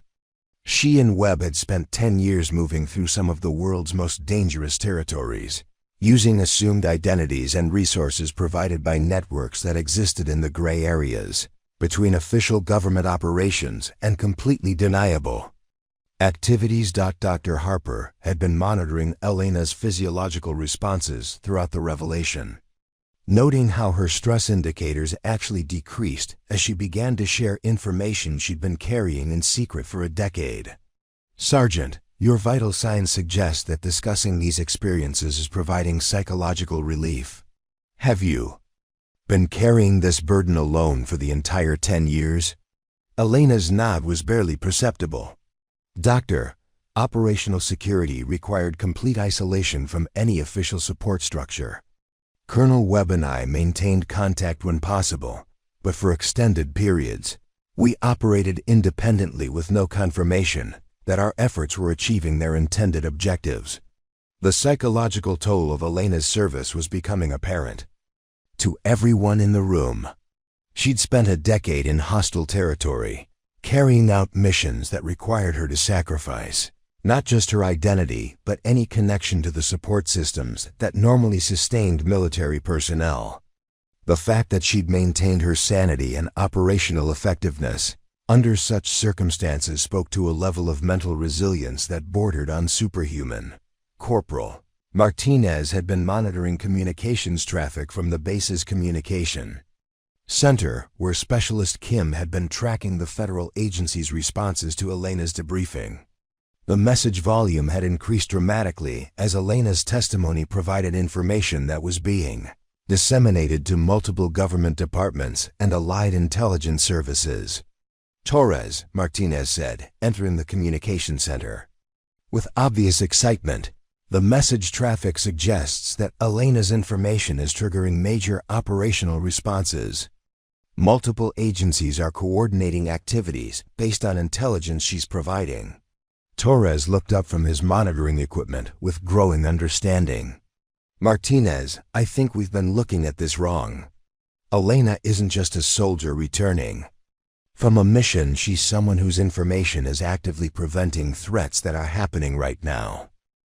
The realization that Elena's knowledge had immediate operational value explained the federal agency's urgent response to her return. She wasn't just debriefing about historical operations. She was providing intelligence that was being used to disrupt ongoing threats to national security. Back in the secure conference room, Colonel Webb was providing context for Elena's testimony that revealed the scope of their decade-long operation. Director Blackwood, Sergeant Vasquez's work prevented 7 major terrorist attacks on U.S. soil, disrupted weapons trafficking networks that would have armed multiple hostile organizations, and eliminated threats that your official intelligence networks couldn't reach. The revelation reframed Elena's entire situation. She wasn't a potential security risk returning from questionable operations. She was a hero whose sacrifices had directly saved American lives. The federal agency's cautious approach to her debriefing had been based on incomplete understanding of her actual accomplishments and their ongoing value to national security. Elena's own assessment of her service was characteristically modest. "Sir, we accomplished what was required, but the cost was significant. There were operations that required actions that I'll carry for the rest of my life. The mission was successful, but success in our environment came with moral complexities that can't be easily explained to people who haven't experienced similar circumstances." Dr. Harper recognized Elena's statement as an acknowledgement of moral injury, the psychological wounds that came from being required to take actions that conflicted with personal values but were necessary for mission success. Elena's decade in the field had required her to make decisions that would haunt anyone with a functioning conscience. "Sergeant," Dr. Harper said gently, "the experiences you're describing would challenge anyone's psychological stability. The fact that you maintained operational effectiveness while preserving your core values speaks to remarkable resilience." Elena's response revealed the foundation that had sustained her through a decade of impossible circumstances. "Doctor, the knowledge that my actions were protecting American lives, that every difficult decision was preventing attacks on innocent people, provided purpose that outweighed personal costs. Serving alongside soldiers like Corporal Martinez and Sergeant Torres reminds me why the sacrifices were worthwhile." The recognition phase had arrived, but not through official channels or federal acknowledgement. Elena Vasquez was being recognized by her fellow soldiers, by legal advocates who understood her rights, and by the gradual revelation that her decade of service had directly contributed to the safety and security of the nation she'd sworn to protect. Colonel Webb's final statement provided the validation that Elena had earned but never expected to receive. Director Blackwood, Sergeant Vasquez, is one of the finest soldiers I've ever had the privilege to command. Her service over the past decade represents the highest traditions of military excellence, and she deserves recognition as a hero rather than treatment as a security concern. The transformation in how Elena was treated began immediately after Colonel Webb's testimony concluded. Director Blackwood, who had spent 2 days treating Elena as a potential security risk, found herself faced with the reality that she'd been interrogating someone whose service record included preventing multiple terrorist attacks and saving countless American lives. The shift from suspicion to recognition was subtle but unmistakable, reflected in everything from the tone of voice used to address Elena to the removal of the medical monitoring equipment that had been tracking her stress responses. Within hours of Elena's debriefing session ending, secure communications networks across the intelligence community were buzzing with activity. The information Elena had provided was being cross-referenced with ongoing operations, and multiple agencies were discovering that intelligence they'd been seeking for years had been in the possession of a soldier they'd been treating as a bureaucratic problem rather than a valuable asset. Captain Santos had been documenting every aspect of Elena's treatment since his arrival, and his legal analysis painted a troubling picture of how the intelligence community handled personnel returning from highly classified operations. Elena's case was becoming a precedent that would affect how future deep cover operatives were treated upon their return. And Santos was determined to ensure that precedent protected soldiers' rights rather than institutional convenience. Elena, Santos said during a private consultation, "Your case is going to change how the military and intelligence agencies handle personnel in similar situations. The legal protections we've established here will benefit other soldiers who've served in circumstances that can't be publicly acknowledged." Elena's response reflected her continued focus on operational concerns rather than personal recognition. "Captain, if my situation can prevent other soldiers from being treated as security risks rather than returning veterans, then the legal battles were worthwhile. But I'm more concerned about ensuring that the intelligence I've provided is being used effectively to protect people." The ripple effects of Elena's testimony were extending far beyond the immediate debriefing process. FBI counterterrorism units were acting on information she'd provided about domestic threats, while international intelligence services were coordinating operations based on her knowledge of terrorist networks that spanned multiple continents. Elena's decade in the field had made her a repository of actionable intelligence that was actively saving lives even as she sat in a conference room at Fort Braxton. Corporal Martinez had been following developments through her contacts in veteran advocacy organizations, and the response to Elena's story was building momentum in ways that surprised everyone involved.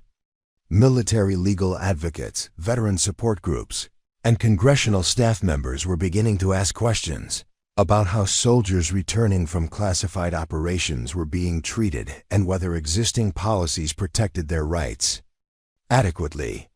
"Torres," Martinez said, finding him in the base communications center where he'd been monitoring the ongoing message traffic, "I've been contacted by journalists who want to interview Elena about her experiences.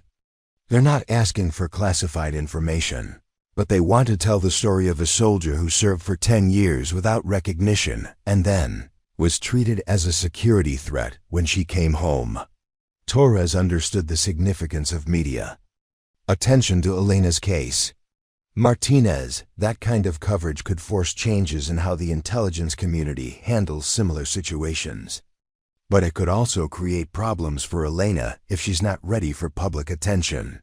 The question of public recognition was complicated by Elena's own preferences and the operational security requirements that continued to constrain how much of her story could be told. While her decade of service deserved acknowledgement, the specific details of her operations remained classified at levels that precluded most forms of public recognition.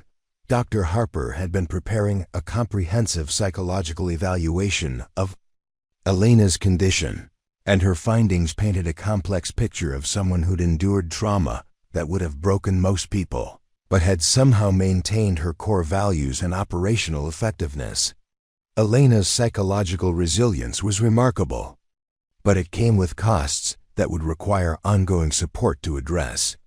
"Elena," Dr. Harper said during their final evaluation session, "your psychological profile shows remarkable adaptation to extreme stress, but also indicators of moral injury that will require long-term therapeutic support. The actions you were required to take during your mission created internal conflicts that need to be addressed." Elena's acceptance of the psychological assessment reflected her understanding that her decade in the field had changed her in ways that would affect the rest of her life. "Doctor, I understand that my experiences will require ongoing support, but I want you to know that I don't regret the service, despite the personal costs. The knowledge that my actions prevented attacks on innocent people provides meaning that outweighs the psychological burden." The institutional response to Elena's case was beginning to manifest in policy changes that would affect how future operations were planned and how returning personnel were treated. The Defense Department was reviewing protocols for deep cover operations, while the CIA was examining whether existing debriefing procedures adequately protected the rights of personnel. Returning from extended assignments, Colonel Morrison had been briefed on the general details of Elena's service, and his perspective on her initial treatment at the checkpoint had shifted dramatically. The woman who'd been denied basic military courtesy was revealed to be someone whose service record included accomplishments that most soldiers could only dream of achieving. "Martinez," Morrison said, calling the corporal to his office, "I've been reviewing your actions regarding Sergeant Vasquez's situation. Your advocacy on her behalf demonstrated exactly the kind of moral courage that exemplifies the best traditions of military service." Martinez felt a sense of validation for her instinctive response to Elena's treatment. "Sir, I just recognized that she was a soldier who deserved respect, regardless of the circumstances surrounding her return." Morrison nodded approvingly. "Corporal, your ability to see past the bureaucratic complications and recognize Elena's service for what it was shows the kind of judgment that makes me proud to serve alongside soldiers like you." The broader impact of Elena's case was becoming apparent through changes in how military and intelligence agencies approached personnel who'd served in highly classified operations. New protocols were being developed to ensure that returning operatives received appropriate support and recognition rather than being treated as administrative problems to be managed.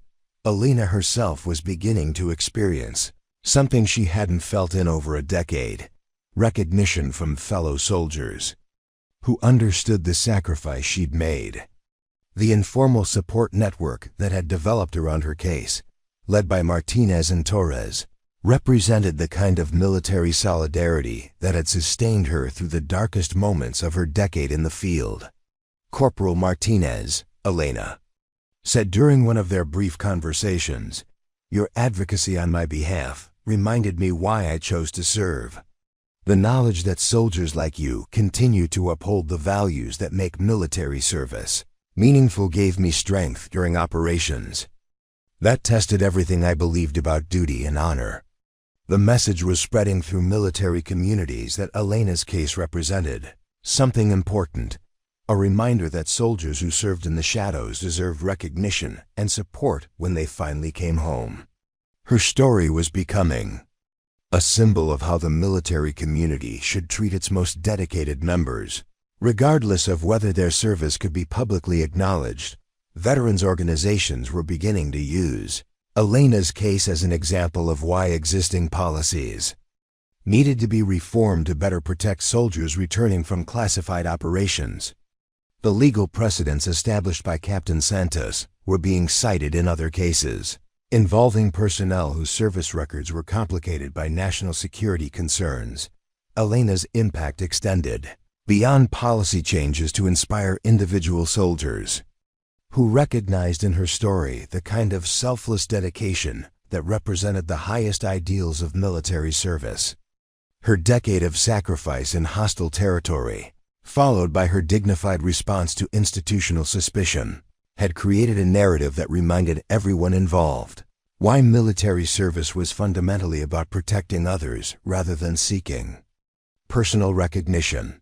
The greater message emerging from Elena's case was that heroism often existed in the shadows, carried out by people whose contributions could never be fully acknowledged, but whose service was essential to national security and public safety.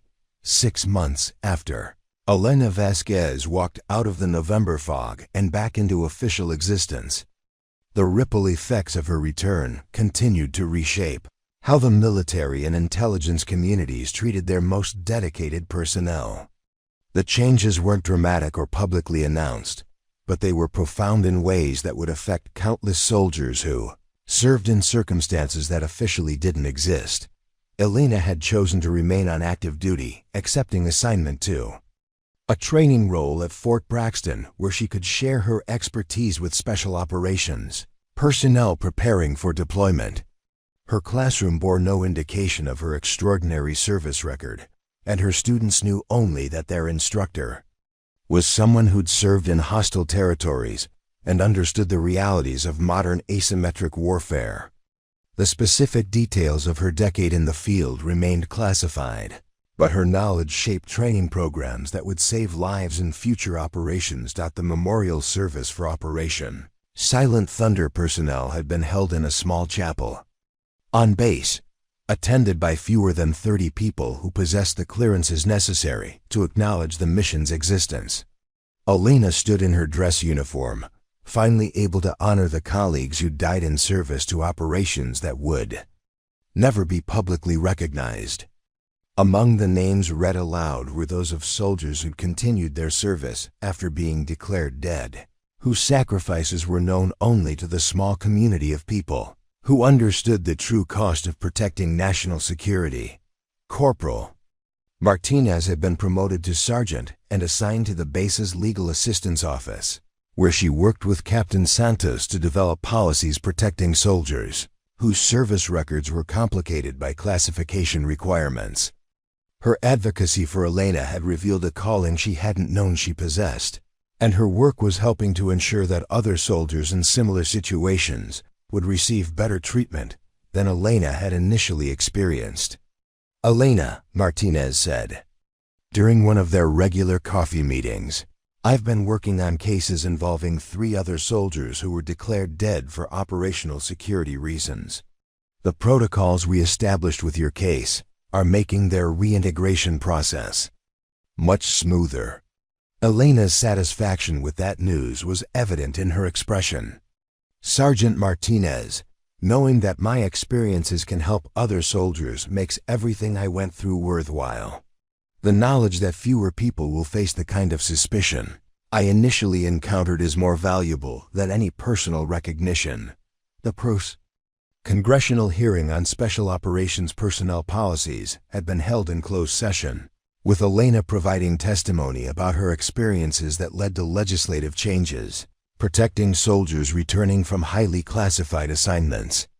The hearing room had been filled with committee members who'd struggled to understand how someone could serve their country for a decade while officially being dead, but Elena's quiet dignity and detailed testimony had convinced them that existing policies needed fundamental revision.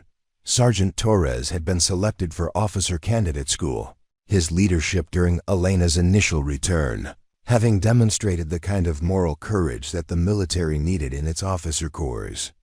His understanding of how to balance operational security requirements with basic military courtesy had made him a valuable resource for developing training programs that prepared personnel for situations involving classified operations.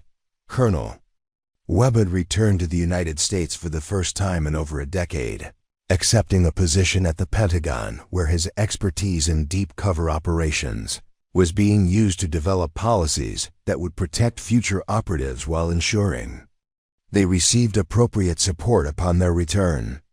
His testimony about Elena's service had been instrumental in securing recognition for her contributions, even if that recognition had to remain classified. Dr. Harper had published a research paper on psychological resilience in extended isolation conditions, using Elena's case as a foundation for understanding how soldiers could maintain operational effectiveness under circumstances that would normally cause complete psychological breakdown.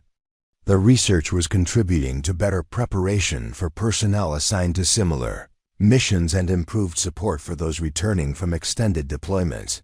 The intelligence community's response to Elena's case had been more subtle but equally significant. New protocols ensured that personnel returning from deep cover operations received immediate psychological support, legal representation, and recognition of their service status rather than being treated as potential security risks. The changes were implemented quietly, without public announcement, but they represented a fundamental shift in how the government treated its most dedicated operatives. Elena's own adaptation to life after her decade in the field had been challenging, but ultimately successful. The psychological support she'd received from Dr. Harper, combined with the recognition and respect she'd found within the military community, had helped her process experiences that would have broken most people. Her quiet acceptance of both the burdens and the satisfactions of her service had made her a role model for other soldiers dealing with similar challenges. The classified commendation ceremony had been held in the same secure conference room where Elena had initially been interrogated, but the atmosphere was entirely different. Director Blackwood, who'd initially treated Elena as a security risk, now presented her with recognition that acknowledged her decade of service and the specific contribution she'd made to national security. The ceremony was attended by fewer than 20 people, but their presence represented acknowledgement from the highest levels of government that Elena's service had been exceptional. "Sergeant Vasquez," Blackwood said during the ceremony, "your service over the past decade represents the highest traditions of military excellence and personal sacrifice. While the specific nature of your contributions must remain classified, I want you to know that your actions directly prevented attacks that would have killed thousands of American civilians."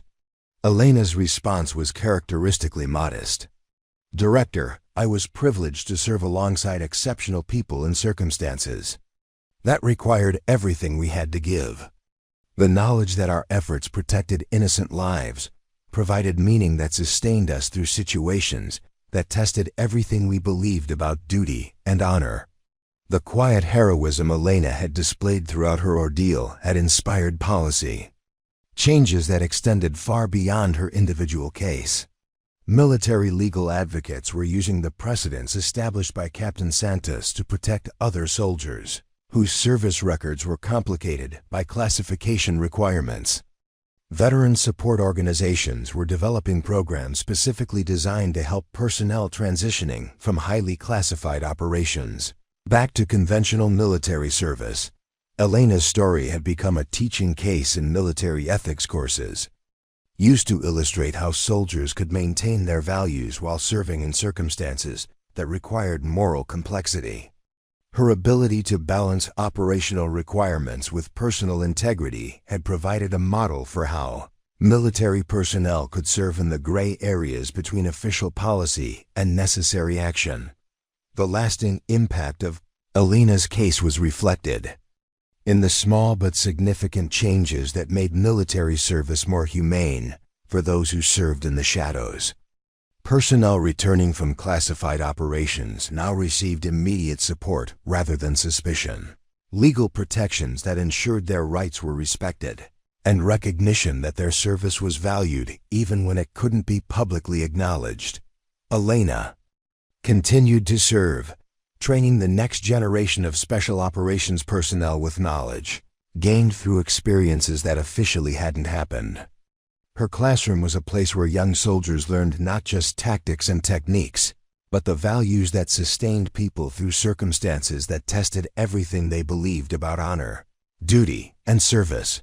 The American story Elena represented was one of quiet heroism carried out by people who served without expectation of recognition, who sacrificed everything for missions that would never be publicly acknowledged, and who found meaning in protecting others rather than seeking personal glory.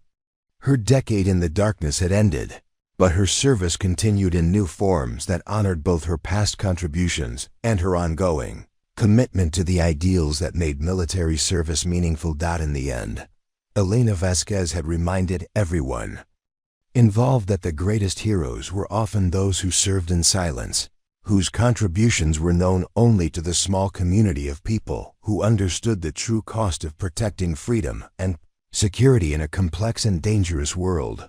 3 years later, Elena received a letter with no return address. Inside was a single photograph, a young girl walking to school in a city that Elena recognized from her decade in the shadows. On the back, someone had written in careful handwriting, "The school bombing that never happened, November 23, 2016. "Thank you," Elena smiled, understanding immediately.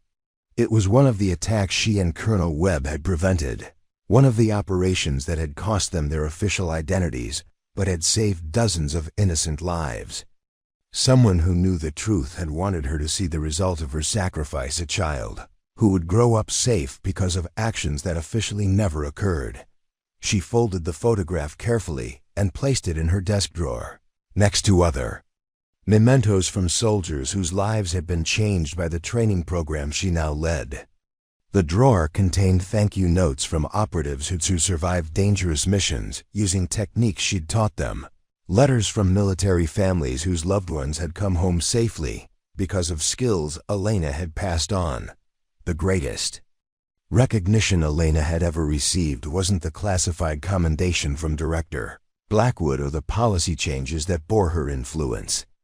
It was the knowledge that her service continued in new forms, that her sacrifices had meaning beyond the specific operations she'd conducted, that her story had inspired changes that would protect future soldiers who served in circumstances that couldn't be publicly acknowledged. That Elena Vasquez had walked out of the fog as a ghost returning from the dead. She'd found her way home not through official recognition or public acclaim, but through the quiet understanding that service itself was its own reward, that protecting others was more valuable than being remembered, and that the greatest heroes were often those whose names would never be known. What did you think about Elena's incredible journey from the shadows back to the light? Her story reminds us that true heroism often happens in silence, carried out by people whose sacrifices we may never fully understand. Have you ever wondered how many other Elena Vasquezes are out there, serving in ways we can't imagine? If this story moved you, hit that subscribe button and join our community where we share incredible true stories of courage, sacrifice, and the human spirit. Ring the notification bell so you never miss these powerful tales of ordinary people doing extraordinary things. What story should we tell next? Drop your suggestions in the comments below, and don't forget to share this video with someone who needs to be reminded that heroes walk among us every day, often unrecognized and unsung. Thanks for watching. And remember, sometimes the most important people are the ones nobody sees coming.